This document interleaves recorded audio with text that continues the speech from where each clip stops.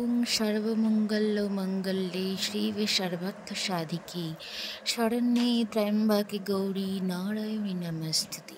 জয় মাতা অন্নপূর্ণা দেবীর জয়। জয় শিবশম্ভু, জয় শ্রীকৃষ্ণ, রাধে রাধে।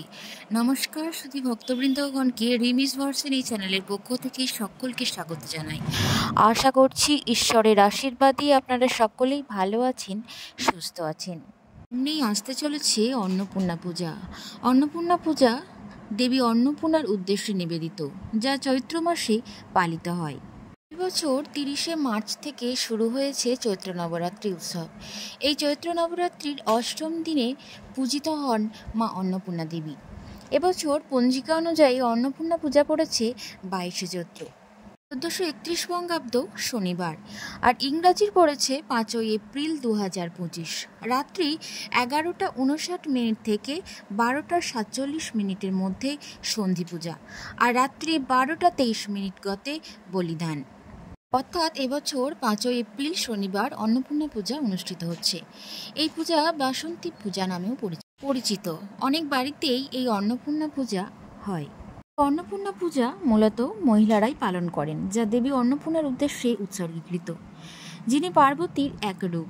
অন্নপূর্ণা পূজার দিন মহিলা এবং ছোট থেকে বড় সকলেই অন্নপূর্ণা স্তোত্র পাঠ করে। দেবী অন্নপূর্ণা হলেন প্রকৃতি মার রূপ, যিনি সমস্ত জীবকে লালন পালন করেন। বিশ্বাস করা হয় যে কাশীতে ভগবান শিব দেবী পার্বতীর কাছ থেকে ভিক্ষার পাত্রে খাবার গ্রহণ করেছিলেন। মা দুর্গার একটি রূপ হলো এই মা অন্নপূর্ণা। মা অন্নপূর্ণা অন্নদা নামেও পরিচিত। মা অন্নপূর্ণাকে অন্নদাত্রীও বলা হয়। তিনি শক্তির এক অপর রূপ। তার এক হাতে থাকে অন্ন পাত্র এবং অন্য হাতে থাকে হাতা। বাসন্তী পূজার অষ্টমী তিথিতে করা হয় এই অন্নপূর্ণা পূজা। অন্ন কথার অর্থ হলো ধান এবং পূর্ণা কথার অর্থ হলো পূর্ণ। মা অন্নপূর্ণাকে নিয়ে পৌরাণিক অনেক কাহিনী রয়েছে, তার মধ্যে এক অন্যতম হলো কাশী উপাখ্যান। পুরাণ মতে বিবাহের পর শিব পার্বতী সুখী দাম্পত্য জীবন কাটছিলেন, কিন্তু আর্থিক অনটনের জেরে শুরু হয় দাম্পত্য কলহ। একদিন প্রবল ঝামেলা অশান্তির পর পার্বতী কৈলাস থেকে মর্তে চলে আসেন। সেই সময়ে দেখা যায় মহামারী, অন্নকষ্ট। এরপর মহাদেব অন্নপূর্ণার কাছে ভিক্ষা চান। সেই ভিক্ষা গ্রহণ করে মহামারী থেকে ভক্তদের রক্ষা করেছিলেন দেবী অন্নপূর্ণা। সেই দিন থেকেই চৈত্র মাসের এই তিথিতে অন্নপূর্ণার পূজা করা হয়। অন্নপূর্ণার ভাণ্ডার কখনো খালি হয় না। আজকের এই বিশেষ দিনে মাকে ভোগের থালিতে নিবেদন করে বিশেষ কিছু রান্না। মায়ের ভোগে মায়ের প্রিয় মুগের ডাল, ভাত, শাক ভাজা, মোচার ঘন্ট, ছানার ডালনা, শেষ পাতে রাখুন চাটনি। এইভাবে যদি ভোগের থালি সাজিয়ে নিবেদন করতে পারেন, তাহলে বছর ভোর সুখ শান্তিতে কাটবে আপনার পরিবার। আগামী শনিবার অন্নপূর্ণা পূজার দিন এক মুঠো চাল গোপনে রেখে দিন এই স্থানে।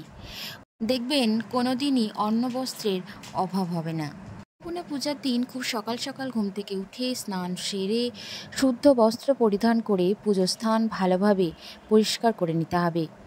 পুজোর স্থানে প্রথমে শ্রী গণেশের মূর্তি বা ছবি স্থাপন করতে হবে।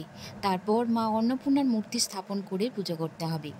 পর মা অন্নপূর্ণাকে পূজায় 5 রকম ফল, 5 রকম খাবার, 5 রকম এবং বিভিন্ন রকমের মিষ্টি নিবেদন করতে হবে।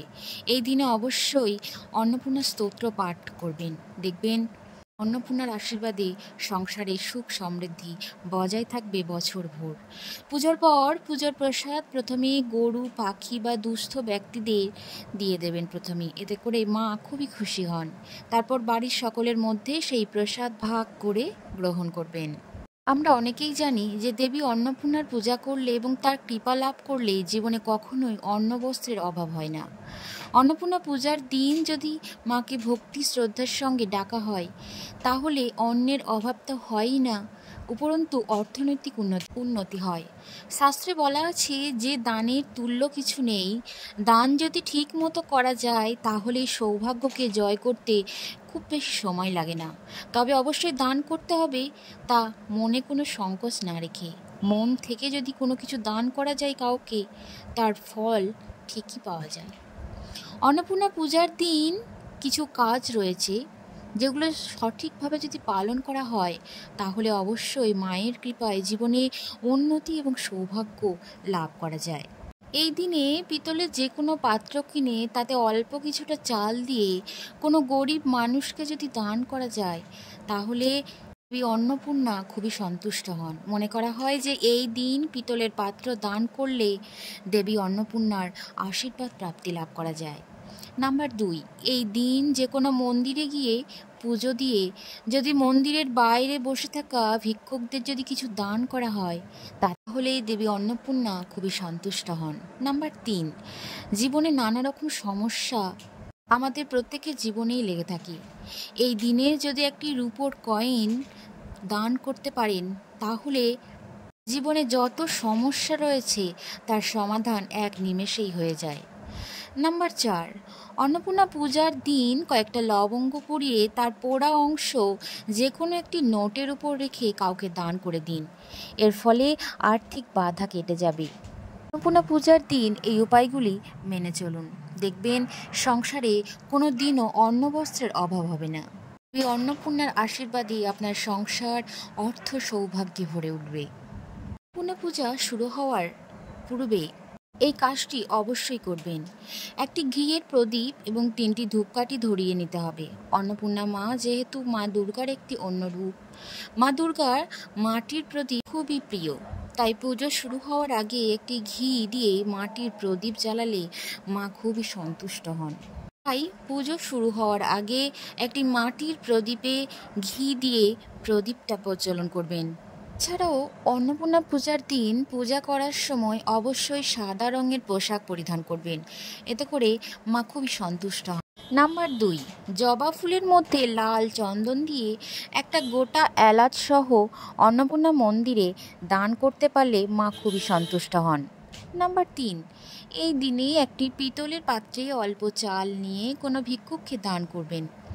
নাম্বার 5, এই দিনে একটি লবঙ্গ পুড়িয়ে তার ছাই একটা 1 টাকার কয়েনের ওপর মাখিয়ে কোনো মন্দিরে গিয়ে দান করে আসুন। নাম্বার 5, এই দিনে কারোর কাছ থেকে লবণ ধার নেবেন না। নাম্বার 6, এই দিনে একটি রূপোর কয়েন যদি দান করতে পারেন তাতে করে মা খুবই সন্তুষ্ট হন। নাম্বার 7, এই দিনে অবশ্যই নিরামিষ আহার গ্রহণ করবেন। নাম্বার 8, মায়ের ভোগে অবশ্যই অর্পণ করবেন ভাত, মুগ ডাল, শাক ভাজা, মোচার ঘন্ট, ছানা, ডালনা এবং চাটনি। অবশ্যই কিন্তু মায়ের ভোগে এটা অর্পণ করবেন। নাম্বার 9, এই দিনে সাধ্যমতো দরিদ্রদের এবং ব্রাহ্মণদের দান করতে পারলে মা তো খুবই খুশি হন। আপনি যদি এই উপায়গুলি করে দেখেন, দেখবেন আপনার জীবনে আপনার ভাগ্যে অনেক পরিবর্তন আপনি নিজেই লক্ষ্য করতে পারবেন। বন্ধুরা, এই ছিল আজকের ভিডিওটি এখানে সমাপ্ত করছি। আবারও দেখা হচ্ছে আপনাদের সাথে পরবর্তী কোনো ভিডিও নিয়ে। সকলে ভালো থাকুন, সুস্থ থাকুন, ঈশ্বরের আশীর্বাদ আপনাদের সকলের উপর বর্ষিত হোক। জয় মাতা অন্নপূর্ণা দেবীর জয়, জয় শিবশম্ভু। ধন্যবাদ সকল।